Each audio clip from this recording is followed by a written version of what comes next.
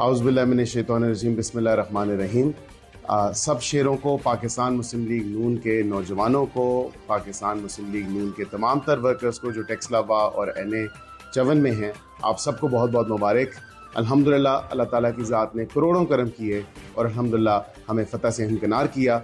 आज मैं आप सबको बहुत बहुत मुबारक पेश करता हूँ।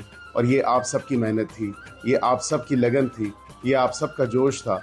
जिस जज्बे से आपने कैंपेन रन की, जिस जज्बे से और लगन से आपने मेहनत की, अल्हम्दुलिल्लाह अल्लाह ताला की ज़ात ने उसका सिला भी दिया।